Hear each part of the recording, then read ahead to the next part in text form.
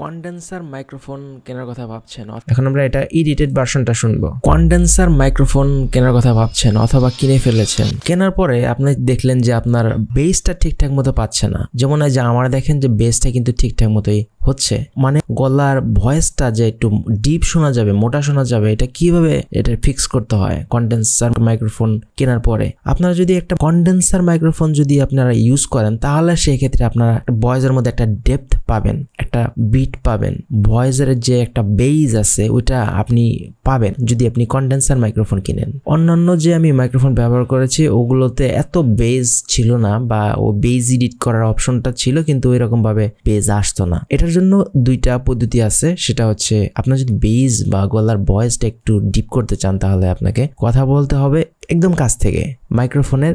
এটা হচ্ছে মাইক্রোফোন, তো একদম কাছ থেকে এইভাবে। আপনি যদি দূরে থেকে কথা বলেন তাহলে এই ভয়েসটা পাতলা হয়ে যাবে, যেমন এখানে কিন্তু পাতলা হয়ে যাচ্ছে ভয়েসটা। তো আপনাকে এরকম ভাবে একটু কাছে এনে কথা বলতে হবে যাতে ডিপ শোনা যায়। তো এখন আমরা দেখবো যে এই ভয়েসটাই আমরা এখন এডিট করব। ঠিক আছে, এডিট করব কিভাবে এডিট করলে আরো বেসটা আরো একটু ডিপ হয় সেটা আমরা এখন দেখব। তো এখন আমরা প্রিমিয়ার প্রোতে চলে যাব। এখন সর্বপ্রথম আমাদের চলে যেতে হবে হচ্ছে যে উইন্ডোজের এই প্যানেল থেকে, ওয়ার্কস্পেস থেকে আমরা অডিও প্যানেলে চলে যাব। এই যে এখান থেকে চলে আসলাম। তো অডিও থেকে আমাদের এই জিনিসটাকে একটু বড় করে নেই, টাইম লাইনটা, আর এটা এইভাবে করে নেই, বড় করে নেই। ওকে, এখন দেখেন যে এখানে আমাদের এই যে একটা চিহ্ন আছে না, এই চিহ্নটা দেখতে পাচ্ছেন, এই চিহ্নের উপরে একটা ক্লিক করবেন। এখানে এরকম একটা প্যানেলগুলো চলে আসলো। এই প্যানেলগুলোর মধ্যে আমরা ইফেক্টস যোগ করব।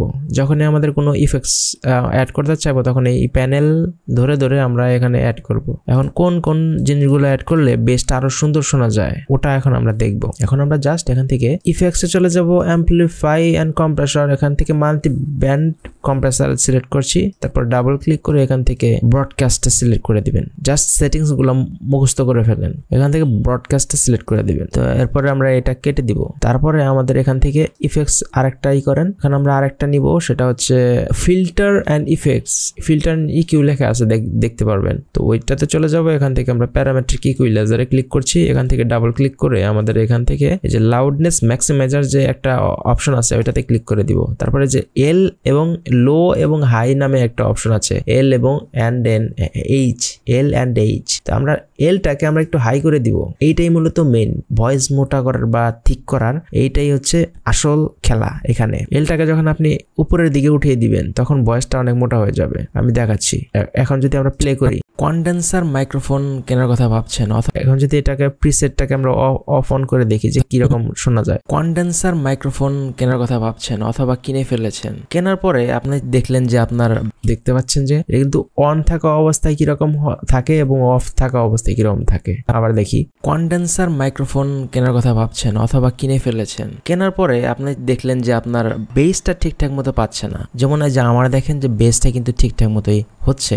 এখন দেখেন যে বেসটা কিন্তু অনেক বেড়ে গিয়েছে এই জিনিসটা করার কারণে। আমরা আরো কিছু ইফেক্টস এখানে অ্যাড করব।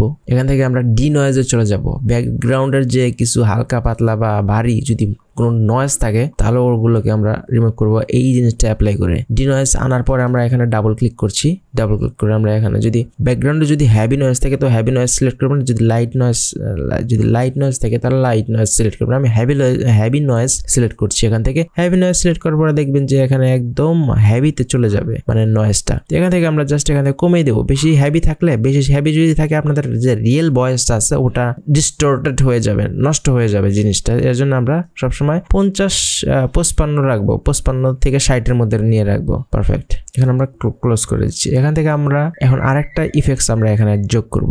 অ্যাম্পলিটিউড এন্ড কম্প্রেসর থেকে আমাদের এখন যোগ করবো হচ্ছে হার্ড লিমিটারটাকে এখান থেকে আমরা কি করব, ডাবল ক্লিক করে এখান থেকে -6। সবসময় কি করে এডিটররা লিমিট টু 6 ডেসিবল, -6 ডেসিবল এই রাখে। আপনি যদি চান -3 ডেসিবল রাখতে পারেন, কিন্তু স্ট্যান্ডার্ড হচ্ছে -6 ডেসিবল। এখানে 6 ডেসিবল রাখলে ভালো শোনা যায়। বেসটা কিন্তু ঠিকঠাক মতোই হচ্ছে, মানে হচ্ছে গলার ভয়েসটা যে একটু ডিপ শোনা যাবে, মোটা শোনা যাবে, এটা কিভাবে এটা ফিক্স করতে হয় কনডেন্সার মাইক্রোফোন কেনার পরে। এখন যদি আমরা -6 থেকে -3 তে দিয়ে দিই, তার মাইক্রোফোন কেনার কথা ভাবছেন অথবা কিনে ফেলেছেন, কেনার পরে -3 দেওয়ার পরে কিন্তু ভয়েসটা আরো একটু বেশি শোনা যাচ্ছে। তো এরকমই থাকুক, একটু বেশি ভয়েস হচ্ছে ভিডিওর মেইন। তো আমাদের ভয়েসটাকে ক্লিয়ার রাখতে হবে সব সময়, খুব বেশি না, যেন ফেটে না যায়, ওইরকম না। আমরা এখন দেখবো যে ভয়েস ইফেক্টস এডিট করার পরে কিরকম শোনা যায় এবং দিয়ে কিরকম শোনা যায়, এটা আমি আপনাদেরকে দেখাচ্ছি। কন্ডেন্সার মাইক্রোফোন কেনার কথা ভাবছেন অথবা কিনে ফেলেছেন, কেনার এটাকে আমরা এখন একটু ডুপ্লিকেট করি। দেখছেন এই যে এখন যদি আমরা আপনাদেরকে ভয়েসটা শোনাই, এটা হচ্ছে এই লেয়ারটা হচ্ছে এডিটেড এবং এই লেয়ারটা হচ্ছে আনএডিটেড, এডিট ছাড়া। এটা হচ্ছে এডিট ছাড়া এই লেয়ারটা। এখন যদি আমরা এডিটেডটাকে অফ করে দেই, এডিটেড লেয়ারটাকে যদি অফ করে দিয়ে এখন যদি আমরা প্লে করে দেখি যে কিরকম শোনা যাচ্ছে। কন্ডেন্সার মাইক্রোফোন কেনার কথা ভাবছেন অথবা কিনে ফেলেছেন, তো এরকম শোনা যাচ্ছে, একদম হালকা পাতলা, তবে বেস হালকা পাতলা আছে, একদমই যে নাই তা না, কারণ কন্ডেন্সার মাইক্রোফোন দিয়ে শুট করলে বেস তো থাকবেই কিছু না কিছু, তবে এডিট করার পরে বেসটা একদম ক্লিয়ার হয়। তো এখন যদি আমরা আরেকবার শুনি, কন্ডেন্সার মাইক্রোফোন কেনার কথা ভাবছেন, এখন আমরা এটা এডিটেড ভার্সনটা শুনবো। কন্ডেন্সার মাইক্রোফোন কেনার কথা ভাবছেন অথবা কিনে ফেলেছেন, কন্ডেন্সার মাইক্রোফোন কেনার কথা দেখছেন, আকাশ আর পাতাল পার্থক্য, ঠিক আছে।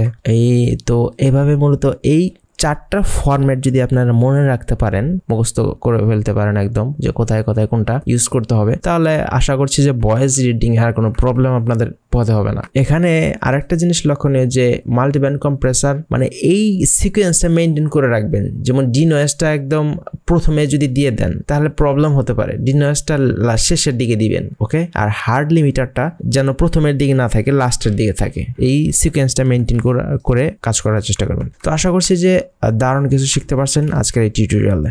ভালো থাকবেন সবাই, দেখা হবে পরের কোনো টিউটোরিয়ালে। আসসালামু আলাইকুম।